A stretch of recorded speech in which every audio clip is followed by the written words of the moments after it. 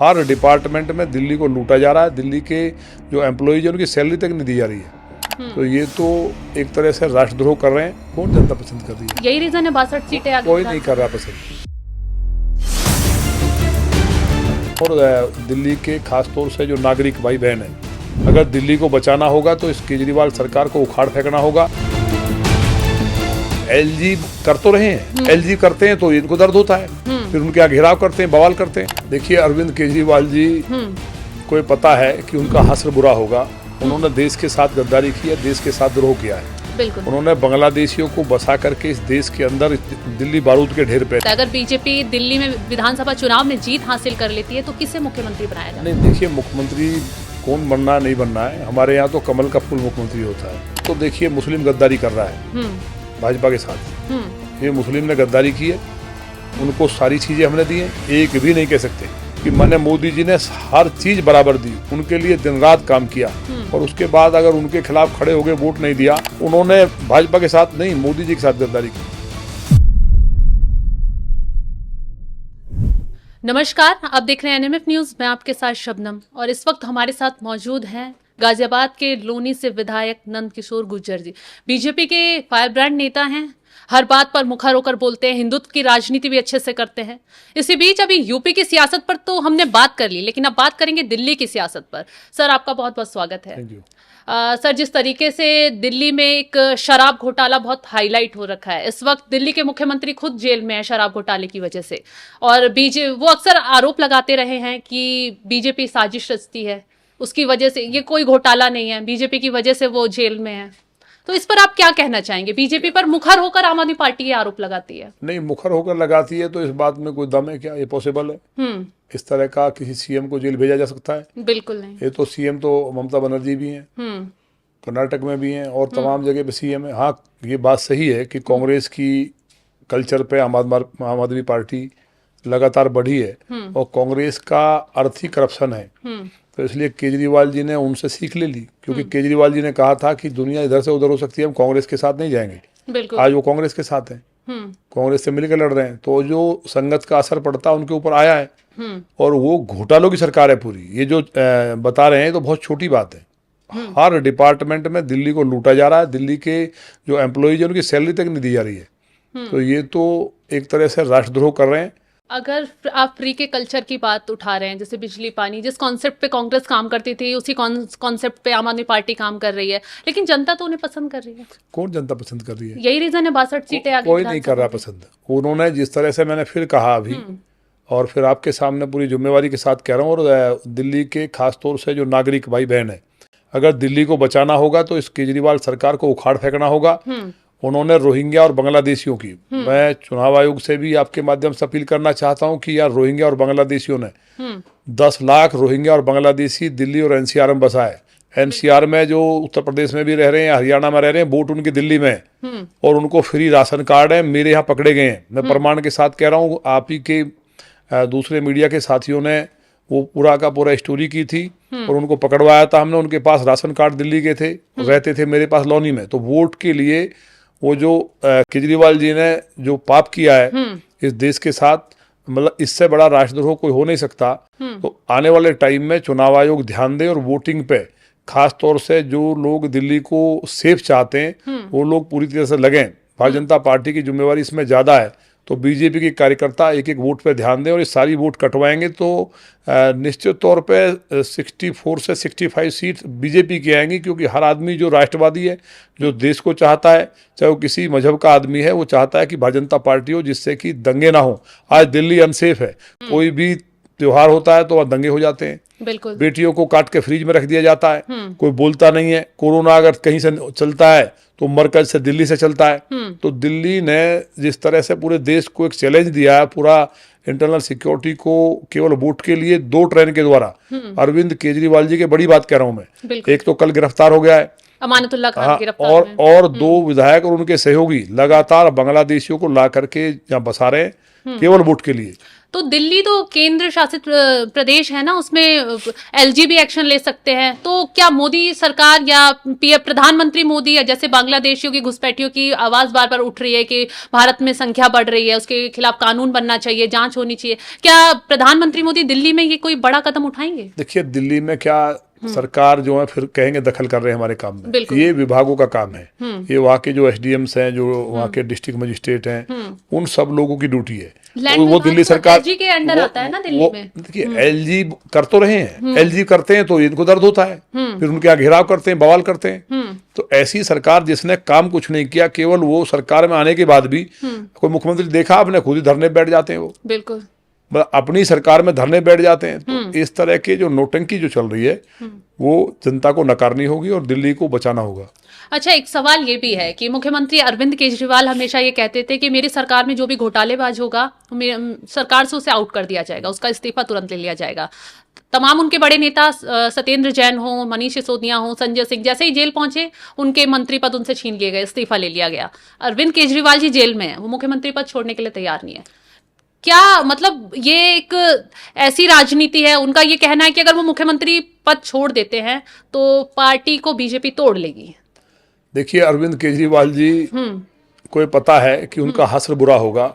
उन्होंने देश के साथ गद्दारी की है, देश के साथ द्रोह किया है। बिल्कुल, उन्होंने बांग्लादेशियों को बसा करके इस देश के अंदर, दिल्ली बारूद के ढेर पे, देश की राजधानी है, और वहाँ के पार्कों को, जमीनों को, सरकारी जमीनों को, शाहीन बाग से लेकर के ओखला का पूरा हिस्सा, और अब तो आउटर दिल्ली भी पूरी तरह से उसमें घुसपैठिए घुस चुके हैं, और वो केजरीवाल जी वोट के लिए कर रहे हैं। इस पे मुझे उम्मीद है कि बड़ी कार्रवाई सेंटर से भी होगी, और जो बीजेपी के वर्कर्स हैं वो भी लगे हैं, और जब सरकार भारतीय जनता पार्टी की आएगी तो सारी चीज ठीक हो जाएगी। और केजरीवाल जी की तो सरकार ही पूरी जेल में है। बिल्कुल, सब कोई बेल पे, कोई जेल पे। केजरीवाल जी रिजाइन नहीं दे रहे। ऐसे मुख्यमंत्री देखे आपने कि जेल से सरकार चलाएंगे हम? तो उनका केवल सत्ता के लिए कोई और मकसद नहीं था। अन्ना हजारे साहब का जो आंदोलन था, उसका पूरा उन्होंने जिस तरह से उस आंदोलन का पूरा माइलेज लिया, और उनके जो मिशन थे, जो ये बोलते थे कि मैं गाड़ी नहीं लूंगा, आज देख रहे हैं उनके साथ वीआईपी कल्चर चलता नहीं, वीआईपी कल्चर नहीं है। उनके मकान की जो वहाँ कितना आलीशान महल नहीं, महल में खर्चा कितना हुआ है, कितना उसमें भ्रष्टाचार हुआ है। मैं गाड़ी से नहीं जाऊंगा, मैं सुरक्षा नहीं लूंगा, आज क्यों? हालांकि वो भी जांच के घेरे में, विवाद उनका जो आलीशान महल है उस पर भी जांच चल रही है, सीबीआई को जांच सौंप दी गई है। इसी के साथ एक सवाल ये भी है कि हाल फिलहाल में दिल्ली में अब चुनाव भी होने हैं, तो आप एनसीआर से विधायक हैं, आपका सपोर्ट दिल्ली में कितना रहेगा? देखिए, मेरा सपोर्ट तो दिल्ली नहीं है, देश में जहां भी जरूरत पड़ती है भारतीय जनता पार्टी को। मैं बीजेपी का कार्यकर्ता हूँ, बिल्कुल, तो मैं जाता ही हूँ पार्टी जहाँ ड्यूटी लगाती है। दिल्ली मेरे नजदीक है, और हमारा अपना करावल नगर गाँव, और हमारे बहुत वहाँ रिलेशंस हैं, बहुत लोग हमारे मानने वाले, जानने वाले भी हैं, क्योंकि लौनी तो दिल्ली है एक तरह से। बिल्कुल, दिल्ली का एकदम पता ही नहीं चलता कि लौनी है दिल्ली। तो हम उसमें तो करेंगे ही, लेकिन मुझे उम्मीद है कि चुनाव आयोग वहाँ की जो वोटों का जिस तरह से अब काम चल रहा है, उसको ठीक करने के बाद ही चुनाव कराएगा, जिससे कि इस देश को बचाया जा सके। तो मतलब आपका कहना है कि चुनाव आयोग ये चीज की जांच होगी कि कितने यहाँ घुसपैठिए हैं, या फिर बांग्लादेशियों को बसा दिया गया है? नहीं, उनको तो निकालना भी चाहिए। सरकार बीजेपी की आएगी तो पहले ही दिन, हम भी ये बात की है हमने, पहले ही दिन यहाँ से सबसे पहले उनको हटाने का काम होगा। जिस तरह असम की सरकार कर रही है, उत्तर प्रदेश में माननीय योगी जी भी कई जगह उन्होंने शुरुआत की है। भाई, किसी दूसरे देश का नागरिक क्यों रहना चाहिए? इंडियंस के लिए जगह नहीं है, उनके लिए इतने सोर्स जो है वो कम पड़े जा रहे हैं, इतना जनसंख्या का विस्फोट है। और ये भी हमें उम्मीद है कि हमारी जो राज्य सरकारें हैं, सेंटर में तो जब आएगा ठीक है, 2 चाइल्ड पॉलिसी इस देश के लिए बहुत जरूरी है। 2 बच्चों का नियम है, क्योंकि सारे संसाधन कम पड़ रहे हैं, और इसको किसी धर्म से या किसी दूसरे मजहब के चश्मे से देखा जाना भी एकदम मूर्खता है, क्योंकि 2 चाइल्ड पॉलिसी से ही अब देश बच सकता है। हाँ, इसी के साथ फिर अब एक बात ये भी है, अगर दिल्ली में चुनाव होते हैं तो सबसे बड़ी बात है, ये आरोप लगता है कि बीजेपी के पास कोई ऐसा पुख्ता चेहरा नहीं है जिसे मुख्यमंत्री बनाया जाए। तो आपको क्या लगता है, अगर बीजेपी दिल्ली में विधानसभा चुनाव में जीत हासिल कर लेती है तो किसे मुख्यमंत्री बनाया जाए? नहीं, देखिए, मुख्यमंत्री कौन बनना नहीं बनना है, हमारे यहाँ तो कमल का फूल मुख्यमंत्री होता है, वही कैंडिडेट होता है। भारतीय जनता पार्टी तो जिसको भी बना देगी मुख्यमंत्री। एक से एक इंटेलिजेंट, एक से एक बढ़िया वर्कर हमारे पास पार्टी का है, तो जिसको चाहेगी, हमारे पास कोई लीडरशिप की कमी थोड़ी है। ये तो अरविंद केजरीवाल के पास तो अकेला ही है कि जेल में है, तो अभी वो कह रहा है कि मेरी पार्टी टूट जाएगी। तो उन्हें किसी पे, अपनी पार्टी के लीडर पे भरोसा नहीं है। हमारे पास तो लीडरशिप की फौज है। कमल का फूल चुनाव लड़ता है वही लड़ेगा और उसी से निश्चित तौर पे दिल्ली का सुधार होगा। दिल्ली का भाग अगर जगना होगा और अगर दिल्ली को अपना सत्यानाश ही कराना है, दिल्ली के लोगों को अपने घरों में कब्जा कराना है या वहाँ बेटियों की दुर्दशा देखनी है और भ्रष्टाचार देखना है, तो फिर दिल्ली के लोग समझे।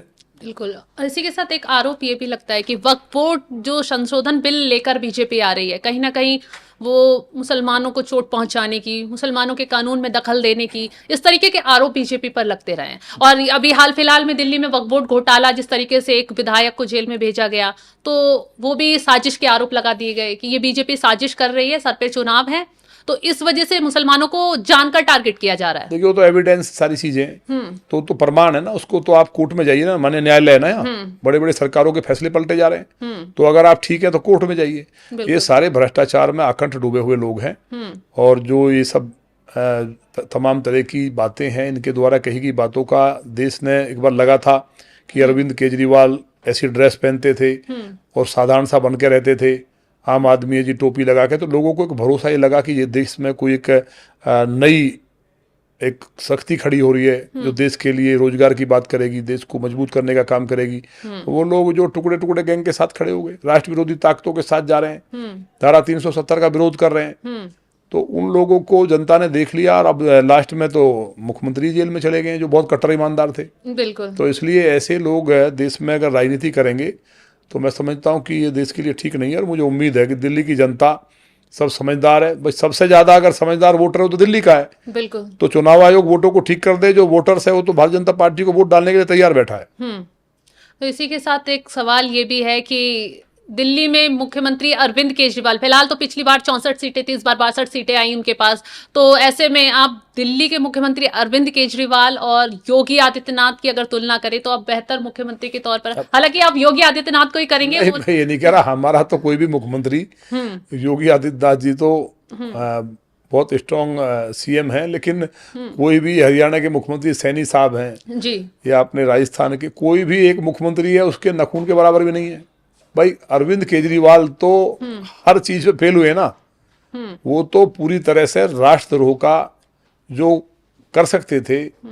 आप बताइए कहीं भी ये राजनीतिक व्यक्ति को जब संविधान की शपथ ली है तो मुझे लगता है मजहब के आधार पर भेदभाव नहीं करना चाहिए। बिल्कुल। माननीय मोदी तो जी ने तो बीजेपी पे लगता नहीं, एक भी योजना ऐसी नहीं है।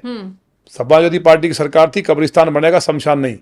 हमारी सरकार में एक आरोप आप लगा दें, एक एविडेंस दे दें, अगर किसी को राशन मिला तो कोई भेदभाव नहीं, मकान मिला कोई भेदभाव नहीं, शौचालय मिला कोई भेदभाव नहीं, किसान को अगर उसकी सम्मान निधि मिली कोई भेदभाव नहीं, किसी योजना में भेदभाव नहीं, सड़क में भेदभाव नहीं, बिजली में नहीं, सबको बराबर माना है। हम हिंदुस्तान के माननीय मोदी जी जब भी बात करते हैं 130 करोड़ लोगों की बात करते हैं, ये लोग हिंदू मुसलमान की बात करते हैं। इसलिए ये देश ज्यादा दिन तक, यहाँ का जो यूथ है जो बहुत एक्टिव है और जो राष्ट्र के लिए, जिसके अंदर राष्ट्रवाद कूट कूट के भरा है, जो ये पुराने रूढ़िवादी लोग जो 40 साल से ऊपर के जो इस तरह की सोच के लोग हैं, जो राहुल गांधी जैसे व्यक्ति को भी नेता मान सकते हैं, केजरीवाल को तो हम ही भ्रमित हुए, एक बार हमें लगा कि यार ये एक लीडर देश में कोई अच्छा निकल के आ रहा है, लेकिन अब लोगों को नफरत हो गई है, तो निश्चित रूप से इन लोगों को जनता समाप्त कर देगी। लेकिन आपने वो नफरत वाली कही, हिंदू मुस्लिम की राजनीति वाली बात बोली, लेकिन इस पर जैसे अब लोकसभा चुनाव हुए उसमें बीजेपी को उत्तर प्रदेश में काफी नुकसान उठाना पड़ा, तो उस पर कहीं ना कहीं कुछ तो पार्टी के अंदर कमियां रही कि बीजेपी को, या हिंदू मुस्लिम वाला कॉन्सेप्ट जो बीजेपी पर आरोप लगाया जाता है कि मुसलमान उसे वोट क्यों नहीं देता, क्या आप कह रहे हैं कि सबको नीतियां बराबर पहुंचाई जाती हैं? तो कहाँ कमियां ऐसी? ये तो देखिए मुस्लिम गद्दारी कर रहा है भाजपा के साथ। ये मुस्लिम ने गद्दारी की है, उनको सारी चीजें हमने दी हैं, एक भी नहीं कह सकते। और इस बात को हिंदू समाज जो है वो अपने आरक्षण में उलझ गया। तो अगर उस टाइम हिंदू समाज ये डिसीजन ले लेता कि भारतीय जनता पार्टी और मोदी जी इस देश को आगे बढ़ाना चाहते हैं या घुसपैठियों को निकालना चाहते हैं, इस देश को मजबूत करना चाहते हैं, वो भी कहीं ना कहीं भ्रमित होकर के जातिवाद में बट करके ऐसी कांग्रेस और सपा जैसी जो राष्ट्र विरोधी पार्टियां उनके साथ खड़ा हो गया। और मुस्लिम का ये दुर्भाग्य है, मुसलमान जो हिंदुस्तान का मुसलमान है उसको तो ये सोचना चाहिए था कि मैंने मोदी जी ने हर चीज बराबर दी, उनके लिए दिन रात काम किया, और उसके बाद अगर उनके खिलाफ खड़े हो गए, वोट नहीं दिया और या सीटें कम हुई हैं भारतीय जनता पार्टी की, तो अब मोदी जी की तो परीक्षा पे खड़े उतर गए। मुसलमान को वोट दे करके खड़ा उतरना था, वो उन्होंने भाजपा के साथ नहीं, मोदी जी के साथ गद्दारी की। भाजपा के साथ तो करते ही आ रहे हैं कि मोदी जी ने उन्हें एक चश्मे से देखा था, सबसे ज्यादा आयुष्मान कार्ड उनके बने थे। आज लोग कहीं ना कहीं इस बात को कह रहे हैं कि मुस्लिम जो है वो विकास पे वोट नहीं कर रहा है, वो बिना वजह भारतीय जनता के पार्टी के खिलाफ है और भ्रष्टाचार के साथ खड़ा है। इससे मुसलमानों की जो कहीं ना कहीं जो उनके ऊपर एक भरोसा था देश के लोगों को, एक बंटवारा समाज में हुआ है जिसको भरने के लिए बहुत मेहनत की जरूरत है। चलिए, आप ये तो कह रहे हैं कि मुसलमान ने गद्दारी की, मुसलमानों ने वोट नहीं दिया, इसकी वजह से बीजेपी की सीटें कम हुई एक रीजन, लेकिन दलित वोट बैंक भी कहीं ना कहीं इस बार बीजेपी से छिटका है। वो तो हमने बताया कि इस बार भ्रम फैलाया गया आरक्षण का, मैं बोल चुका हूँ। बीजेपी क्यों वो भ्रम तोड़ नहीं पाई अगर जमीनी स्तर पर काम हुआ है? बीजेपी ने काम किया था। देखिए, बाबा साहब के 5 स्थान जो थे पंचतीर्थ घोषित किया, किसी ने नहीं किया आज तक। बाबा साहब अम्बेडकर को कांग्रेस कभी भारत रत्न नहीं दे पाई। बिल्कुल। हमने सारा भारत रत्न से लेकर के पंचतीर्थों का, उनके बच्चों की स्कॉलरशिप, तमाम चीजें की और वो आगे बढ़े। कांग्रेस ने धारा 370 लगा करके दलित समाज का आरक्षण समाप्त कर दिया था, केवल मजदूर बने रहने के लिए जम्मू कश्मीर में मजबूर किया। हमने धारा 370 हटाई तो दलित समाज को उसका रिजर्वेशन मिला। हमने रिजर्वेशन में जो भी नौकरियां लगी उनमें पूरा का पूरा नीट एंड क्लीन किया। समाजवादी पार्टी जो संविधान लेके घूमने लगी, जिन्होंने दलितों की मसीहा बहन मायावती को मारने का षड्यंत्र किया हो, जो बाबा साहब अम्बेडकर को भूमाफिया बताते हो, उन लोगों को संविधान के रक्षक दलितों के हितैषी बनने लगे तो लोग भ्रम में आ गए। अखिलेश जी ने जो रिजर्वेशन है प्रमोशन में, नौकरियों में प्रमोशन में रिजर्वेशन को समाप्त किया। बिल्कुल। तो हमने आरक्षण दिया, उन्होंने समाप्त किया, वो संविधान लेके घूमने लगे। तो सोशल मीडिया को जो हमें कहीं ना कहीं कंडम करना चाहिए था, कुछ लोग जो घर के जचन थे उसमें भूमिका निभाने का काम किया। एक दो लोग जो जिन्होंने इस तरह के स्टेटमेंट दे दिए हमारे यहाँ, तो वो नुकसान हुआ। लेकिन देश की जनता आज पछता रही है और वह दोबारा से भारतीय जनता पार्टी के साथ खड़ी है। एक आरोप ये भी लगता रहा, जैसे योगी आदित्यनाथ हार की समीक्षा को लेकर तमाम बैठकें भी कर रहे थे, यूपी में तमाम जिलों में वो पहुंचे नेता कार्यकर्ताओं के साथ, उन्होंने गाजियाबाद में भी बैठक की, आप भी शामिल हुए थे उस बैठक में। तो ये आरोप लगता रहा कि कहीं ना कहीं प्रशासनिक जो अधिकारी अफसर हैं वो सरकार से कट गए, उनकी मनमानी। संजय निषाद ने भी तमाम तरीके के आरोप लगाए कि सरकार के ही कुछ अधिकारी हैं वो सपा के एजेंट के तौर पर काम कर रहे हैं। आपने भी हाल फिलहाल में एक वीडियो जारी किया था जिसमें आरोप लगाया कि कुछ प्रशासनिक अधिकारी हैं जो साठगांठ से काम कर रहे हैं, उससे सरकार को काफी नुकसान पहुंच रहा है। ये बात देखिए, वो तो क्लियर है, वो चीजें सामने आई है, कुछ पे कार्रवाई हुई है, कुछ पे कार्रवाई होगी। वो लोग गलत तरीके से भर्ती हुए थे, उस टाइम कैसी भर्तियां होती थी पूरे देश को मालूम है। इसलिए जो अपने आकाओं को खुश करने के लिए उन लोगों ने पूरी तरह से सपा के एजेंट बन के काम किया। आज तक भी क्राइम के मामले में 6 महीने में वो लोग दिन रात जुटे हैं। जिस सब लोकसभा का रिजल्ट आया उनका हौसला बढ़ा है कि हम 27 में सपा को ला सकते हैं। लेकिन उनका भ्रम दूर होगा, उन पर कठोर कार्रवाई होगी। और मैंने मुख्यमंत्री जी के पास ये रिपोर्ट होगी कि वो 27 के चुनाव को भी निपटाना चाहते हैं। तो जो अच्छे अधिकारी हैं, जो निष्पक्ष भाव से किसी पार्टी के लिए काम नहीं करना, जनता के लिए काम करना, देश के लिए काम करना, वो तय है, सबको मालूम है। वो आगे आएंगे अधिकारी, उनको आगे लेके आ रहे हैं हम लोग। सपा वाले आरोप लगाएंगे कि तो बीजेपी अपने, नहीं, हम तो निष्पक्ष बात कर रहे हैं ना, किसी पार्टी के ना हो। वो निष्पक्ष जो अधिकारी जो अच्छा काम करते हैं, जिनकी क्रेडिबिलिटी जनता के बीच में है, वो आएंगे। समाजवादी पार्टी एक और आरोप लगा रही है, 10 सीटों पर उपचुनाव होने हैं। हॉट सीट ये मिल्कीपुर की सीट हो गई अयोध्या की, जहां बीजेपी हारी, बहुत बड़ा नुकसान उठाना पड़ा उस सीट को लेकर। तो ऐसे में मुस्लिम बीएलओ जितने उनको हटा दिया गया है, ये आरोप नहीं, ऐसा कैसे हो सकता है? मुस्लिम बीएलओ हटा दिए तो बेवकूफी की बात है। ये तो जो अखिलेश यादव खुलकर नहीं, तो अखिलेश यादव तो कुछ भी कह सकते हैं, राहुल गांधी जी और अखिलेश यादव कुछ भी कह सकते हैं। जो आतंकवादियों को रिहा करने का आदेश दे सकते हो, जो कहीं ना कहीं जो बेटियों के बलात्कार का समर्थन जिनके नेता करते हो, तो उनके बयान का भी कोई मतलब है? मतलब ऐसा भी कहीं है मेरे यहाँ तो तमाम बीएलओ लगे हुए हैं, तो वहां कहाँ से हट गया अलग से? मतलब गाजियाबाद में चुनाव तो गाजियाबाद में भी ये वोट बन रही है सब जगह, वो तो सारे टीचर्स लगते हैं। हमें बताओ ना किसकी ड्यूटी नहीं लगी, हम लगवाएंगे। ये बेवकूफ़ी की बात है, इससे कोई मतलब नहीं है, ये तो कोई इसका आधार ही नहीं है। तो इसी के साथ ये भी अब जैसे योगी आदित्यनाथ 10 सीटों पर उपचुनाव की तैयारियों को लेकर जुटे हुए हैं, तमाम अफसर और तमाम अधिकारी सख्ती से तैनात कर दिए गए हैं। उत्तर प्रदेश में भी तैयारी चल रही है, वहीं दिल्ली में भी तैयारी चल रही है। दिल्ली में भी विधानसभा चुनाव करीब हैं और दिल्ली के मुख्यमंत्री जेल में अभी बंद हैं। इसी तरह नंदकिशोर गुर्जर जी ने कहा कि दिल्ली को लेकर बीजेपी मजबूती के साथ जुट गई है और आने वाले समय में बीजेपी सभी पहलुओं पर तरीके से काम करेगी और जो बांग्लादेशी घुसपैठियों उनको लेकर भी तत्काल कार्रवाई की जाएगी। फिलहाल अगर आपको हमारी ये वीडियो पसंद आए तो इसे लाइक जरूर करें और सब्सक्राइब चैनल को जरूर करें। नमस्कार।